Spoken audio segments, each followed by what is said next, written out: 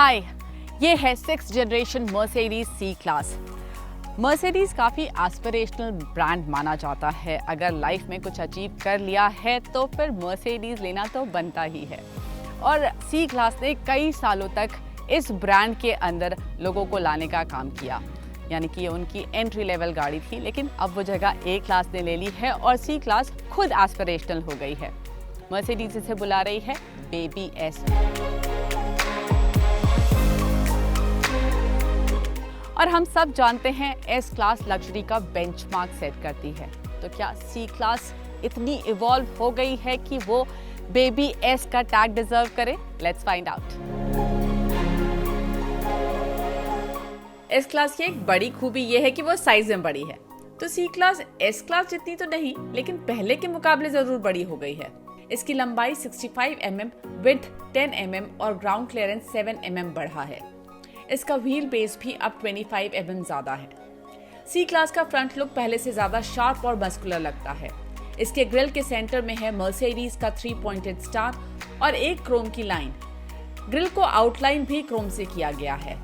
ये ग्रिल बहुत ज्यादा बड़ा नहीं है, जिससे सिर्फ एक क्रोम की लाइन होने के बावजूद ये खाली नहीं लगता और मर्सिडीज का लोगो प्रोमिनेंटली दिखता है।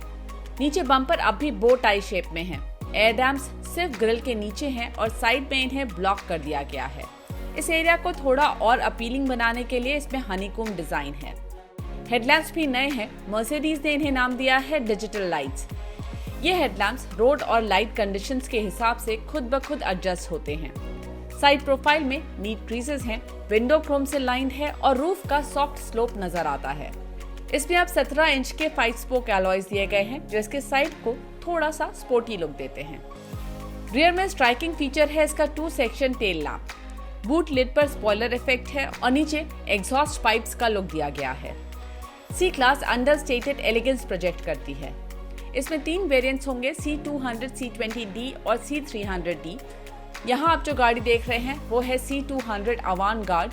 C220D भी अवांगार्ड ट्रिम में मिलेगी, वहीं C300D AMG लाइन के साथ आएगी, यानी उसमें कुछ एलिमेंट्स AMG लाइन के भी होंगे। आपको कैसी लगी सी क्लास? कमेंट्स में लिखकर जरूर बताइएगा और व्हाट कार इंडिया को सब्सक्राइब करना मत भूलिएगा। अब चलते हैं सी क्लास के अंदर। सी क्लास में जब आप बैठते हैं तो वो जो बेबी एस का खिताब इसको दिया गया है, उसकी जो रीज़न है वो बिल्कुल पूरी तरह से साफ हो जाता है, क्योंकि यहाँ पर जो डैशबोर्ड है उसका जो लेआउट है बिल्कुल एस क्लास जैसा हो गया है। अब काफ़ी कुछ इंस्पिरेशन आपको यहाँ पर एस क्लास की दिखाई देगी।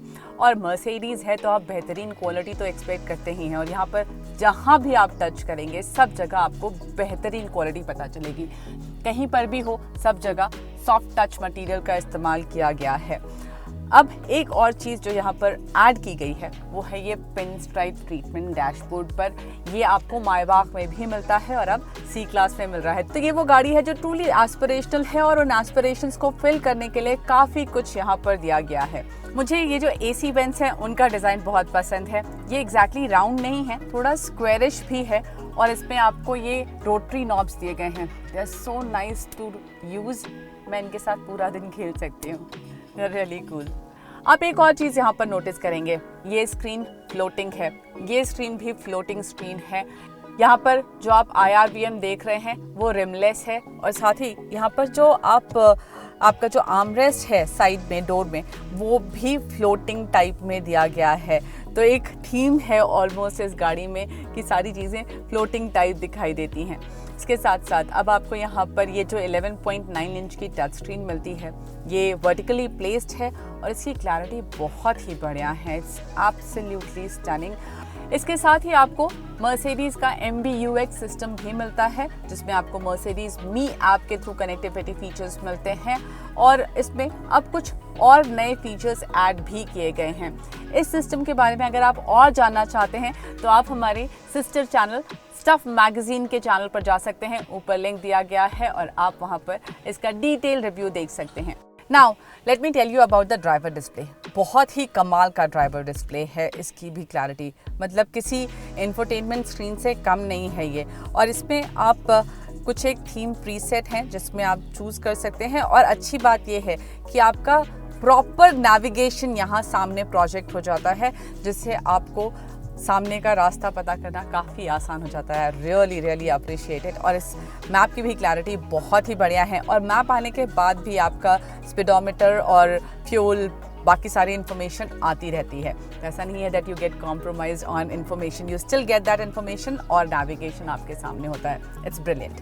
आप एक चीज़ ज़रूर नोटिस करेंगे सी क्लास के इंटीरियर्स में कि इसमें आपको बटन्स अब बहुत कम मिल रहे हैं। जो बटन्स हैं भी वो भी सारे के सारे टच सेंसिटिव हैं। They are not proper buttons. For example यहाँ पर स्टीयरिंग व्हील पर जो आपको ये बटन्स दिख रहे हैं, they are all touch sensitive.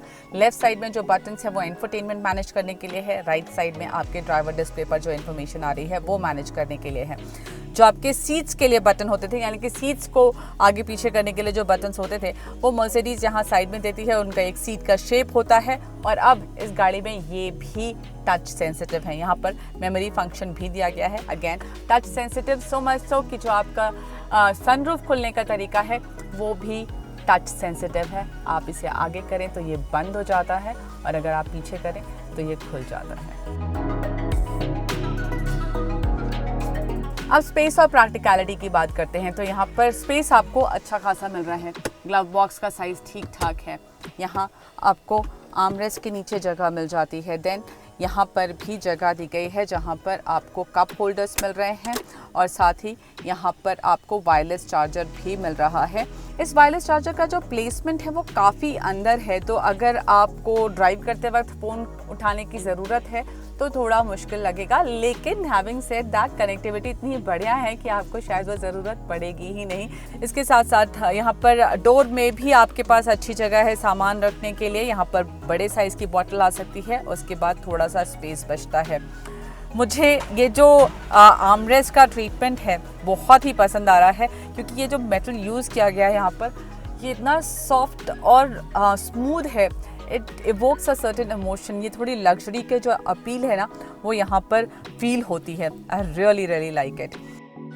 अब सीट की बात करती हूँ, तो सीट कंफर्टेबल तो बहुत है, बहुत अच्छी कुशनिंग है। इसका जो डिज़ाइन है वो एक प्रॉपर कंफर्ट आपको देता है, लेकिन इसमें आपको वेंटिलेटेड सीट्स नहीं मिलती, और इस गाड़ी में आपको मसाजिंग फंक्शन भी नहीं मिल रहा। अब ये तो बात हुई फ्रंट सीट्स की। चलिए रियर सीट में भी बैठ के देख लेते हैं वहाँ कितना कंफर्ट मिलता है। सी क्लास का जो व्हील बेस है वो पुरानी सी क्लास के मुकाबले बढ़ गया है, और इसका फ़ायदा यहाँ आपको सेकेंड रो पर मिलता है, जहाँ पर लेग रूम अच्छा मिल रहा है, फुट स्पेस भी अच्छा है। हालांकि मेरे लिए थाई सपोर्ट बहुत बढ़िया नहीं है, थाइस के नीचे कुछ जगह खाली बच जाती है। ये सीट थोड़ी पतली हैं और नीची भी, जिससे आप काफ़ी लो बैठते हैं। अब यहाँ पर जो चीज़ें आपके लिए मिल रही हैं उनकी बात कर लेते हैं। तो आर्मरेस्ट है यहाँ पर, इसमें आपको कप होल्डर तो मिलता ही है, साथ ही एक छोटा सा मोबाइल होल्डर भी दिया गया है। ये थोड़ा सा हार्ड है, लेकिन उसका फ़ायदा ये है कि ड्राइव के वक्त जब गाड़ी चल रही होगी आपका फ़ोन यहाँ पर स्टेबल रहेगा। अब अगर आपको कप होल्डर्स चाहिए तो वो भी यहाँ पर दिए गए हैं। I think they are pretty cool. मैं आपको आगे बता रही थी कि फ्लोटिंग टाइप काफ़ी सारी चीज़ें यहाँ पर दिखाई दे रही हैं, तो यहाँ पर ये जो पैनल है वो भी फ्लोटिंग टाइप दिया गया है। इसमें आपको पीछे एम्बियंट लाइट दिखाई दे रही है। एम्बियंट लाइट आपको यहाँ पर आर्मरेस्ट पर भी नज़र आएगी। I really like this armrest, मुझे इसका फील काफ़ी पसंद आ रहा है।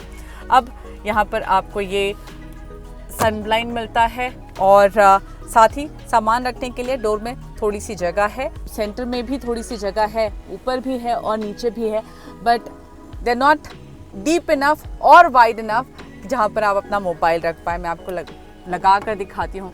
मेरा मोबाइल बहुत बड़े साइज़ का भी नहीं है, तो वो यहाँ नहीं आ पा रहा है, बट यहाँ पर ही उसको रखना होगा, and this is pretty good. एक और बात मैं बता दूं आपको, यहाँ पर आपको कोई चार्जिंग पॉइंट इस सेकेंड रो पर नहीं मिल रहा।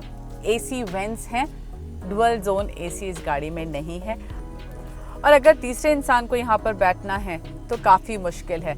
हेडरेस्ट तो दिया गया है, यहाँ पर मूवेबल हेडरेस्ट है, लेकिन ट्रांसमिशन टनल काफ़ी ऊंची है, तो वो एक बड़ा प्रॉब्लम होगा। लेकिन एक चीज़ जो अच्छी है यहाँ पर वो है ये डुअल पैनल सनरूफ।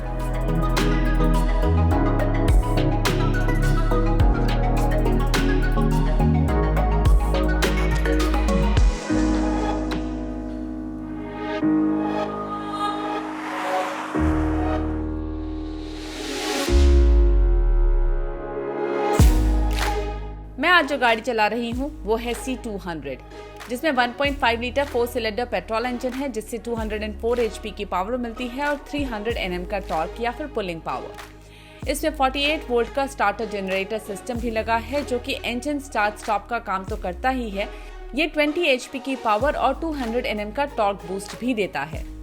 इसमें 9 speed torque converter gear box है।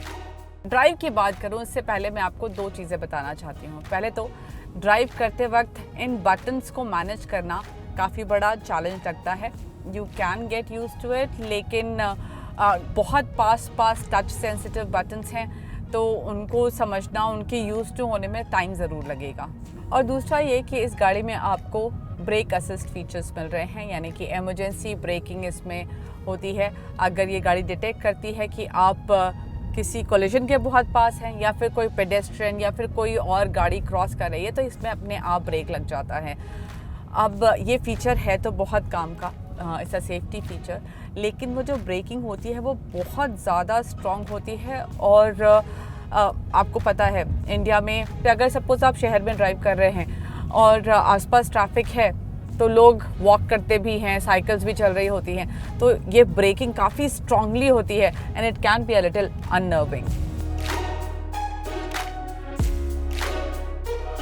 Now let's talk about how this car drives.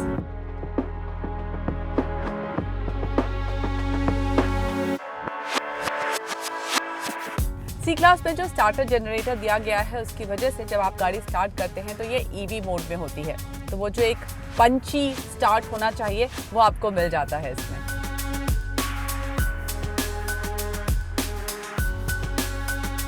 In fact इस इंजन का रिस्पांस स्लो स्पीड्स पर अच्छा है, लेकिन अगर आप इसको थोड़ा पुश करें तो ये इंजन नॉइजी पता चलता है। पर हाँ, ये क्विक जरूर है, इसे स्पीड पकड़ने में वक्त नहीं लगता। गियर बॉक्स जरूर थोड़ा सा स्लो पता चलता है। जब आपको सडनली ज़्यादा पावर चाहिए, आप पेडल पुश करें तो फिर उसको डाउनशिफ्ट होने में थोड़ा सा टाइम लगता है। और यहाँ पर पैडल शिफ्टर्स दिए गए हैं, तो अगर आपको ज़्यादा बेहतर रिस्पांस चाहिए तो आप उसका इस्तेमाल कर सकते हैं। इस गाड़ी में 3 मोड्स भी मिल रहे हैं, इको, कंफर्ट और स्पोर्ट्स। इको मोड में जब आप स्लो हो जाते हैं, उसके बाद वापस से जब आप पिकअप लेते हैं, तब थोड़ा सा रिस्पांस आपको स्लो पता चलेगा, लेकिन एक बार वो पिकअप हो जाए उसके बाद आपको इको मोड में ड्राइव करने में कोई मुश्किल नहीं होगी। तो आपकी रोज की ड्राइव के लिए ये मोड काम आ सकता है, अगर आप इससे बहुत क्विक रिस्पांस ना एक्सपेक्ट करें। स्पोर्ट्स मोड में रिस्पांस बेहतर हो जाता है और एक्चुअली गाड़ी का फील भी बदल जाता है। स्टीयरिंग और गियर बॉक्स का रिस्पांस थोड़ा इंप्रूव हो जाता है, लेकिन एक बात साफ है कि ये इंजन और गियर बॉक्स रिलैक्स ड्राइविंग के लिए ट्यून किए गए हैं। ये स्टीयरिंग बहुत रिस्पॉन्सिव है। हम मसूरी से देहरादून ड्राइव करके आए हैं और आपको पता है वो सारे रोड्स जो हैं वहाँ पर आपको हेयर पिन बेंड्स भी मिलते हैं और ट्रैफिक भी बहुत ज़्यादा था, तो काफ़ी मैनूवर करने की ज़रूरत थी और उन सब में ये स्टीयरिंग का रिस्पॉन्स बेहतरीन निकल कर आया है। ऑन दैट नोट मैं आपको ये भी बता दूँ कि अगर आप शांत क्वाइट जगह जाकर वेकेशन मनाना चाहते हैं और आप मसूरी सोच रहे हैं, तो प्लीज़ वहाँ मत जाइएगा, वहाँ ज़ोरों शोरों से रिवेंज टूरिज्म चल रहा है। राइड क्वालिटी की बात करूँ तो वो थोड़ी सी स्टिफ साइड पर आपको पता चलेगी, तो जो ख़राब रास्ते हैं वो आपको गाड़ी के अंदर फील भी होंगे और सुनाई भी देंगे। ऐसा नहीं है कि ये अनकंफर्टेबल है, ये सस्पेंशन खराब रास्ते इवन आउट तो कर देता है, लेकिन उसका फील और आवाज़ कैबिन में आती है। सी क्लास में बॉडी रोल नहीं है और शार्प टर्न्स पर इसका बॉडी कंट्रोल बेहतरीन पता चलता है। नई सी क्लास पहले से बड़ी है, कैबिन ज्यादा स्पेशियस है, टेक्नोलॉजी के मामले में ये कहीं आगे है और स्टार्टर जनरेटर की वजह से इसके एमिशंस भी कम हुए हैं। इसका कैबिन काफी प्रीमियम फील होता है और इसकी बड़ी स्क्रीन और डैशबोर्ड लेआउट एस क्लास की याद जरूर दिलाते हैं। हाँ, इसके पेट्रोल इंजन से मुझे थोड़ी और उम्मीद थी, लेकिन ये तो मानना होगा कि इसकी हैंडलिंग और बॉडी कंट्रोल बेहतरीन है। शहर में रिलैक्स ड्राइविंग इसके साथ एंजॉयबल होगी। और अगर ज़्यादा पावर की आपको दरकार है तो आपके पास सी क्लास 300D का भी ऑप्शन है। नई सी क्लास पहले के मुकाबले 5 से 7 लाख रुपए महंगी हो सकती है और इसे बेबी एस कहें ना कहें, ये तो कहा ही जा सकता है कि ये अब तक की सबसे लग्जूरियस सी क्लास है।